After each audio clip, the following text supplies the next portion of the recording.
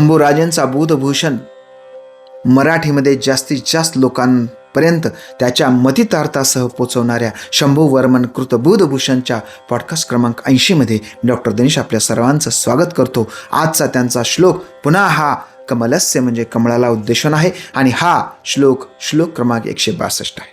हा श्लोक असा आहे: नालस्य प्रसरो जलेष्वपी कृतो वासः स्वकोशो रुचिः रंदंडे कर्कशता मुखोत्ती मृदुता मित्रे महान प्रश्रया अमूलम गुणसंग्रह व्यसनता द्वेषश्च दोषाकरे यस्यैषा स्थितिरंबुजस्य वसतिर्युक्तेव तत्र श्रियः. नालस्य प्रसरो जलेष्वपी कृतो वास स्वकुशो रुचिः. नालस्य म्हणजे देठापासून प्रसरण पावणार.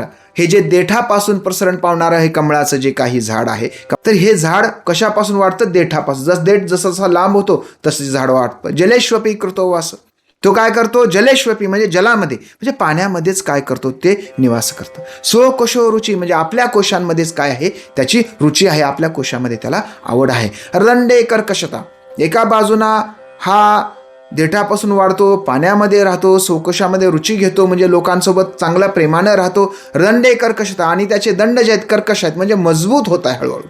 जेव्हा ते कमळ जेव्हा मोठं होतं तेव्हा ते मजबूत होतं, त्याच्यामध्ये कर्कशता आहे.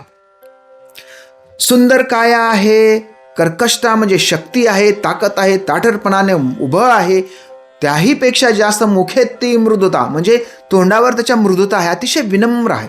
मित्रे महान प्रश्रय, सर्व मित्रांना आश्रय देते. जसं की सूर्य असेल, भ्रमर असेल, हे त्याचे जे सहकारी मित्र आहेत, महाराज म्हणतात त्या पद्धतीने ह्या मित्रांना तो काय करतो? आश्रय देतो.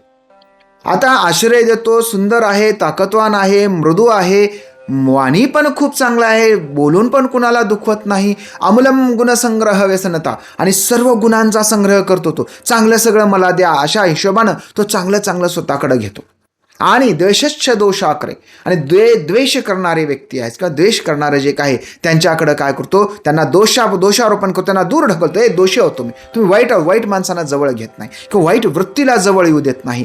अशा परिस्थितीमध्ये यस्यश्च स्थिती रंबुजस्य वस्तिर्युक्ती तत्र श्रेय, आणि अशा पद्धतीने एवढ्या चांगल्या स्थितीमध्ये असलेलं हे जे कमळ आहे, ह्या कमळासारखं दुसरं वस्तीसाठी अतिशय श्रेयस्कर असं भ्रमरा तुला काही या जगामध्ये नाही.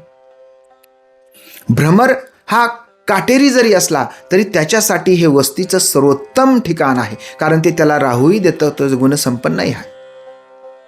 मग असं का आहे? महाराज अन्योक्ती कलशातनाचा अर्थ समजून सांगतात की बाबा रे, तुम्ही भ्रमरासारखे जरी असाल तरी जे कमळासारखे ज्ञानी आहेत, शक्तिशाली आहेत, सतत पुढं जाणारे आहेत, वाढणारे आहेत, ज्यांच्या मुखामध्ये मृदुता आहे, मित्रांना सगळ्यांना सहकार्य करतात, चांगल्या गुणांचा संचय करतात, दोष सारे दूर ढकलतात, अशा व्यक्तीच्या जर सहवासामध्ये तुम्हाला राहायला मिळत असेल तर प्रसंगी तुम्ही स्वतःला कष्ट सहन करून घ्या, पण त्यांचा सहवास तुम्ही स्वीकारा. कारण त्यांच्या सहवासात राहून, त्यांच्यासोबत राहूनच काय होणार आहे?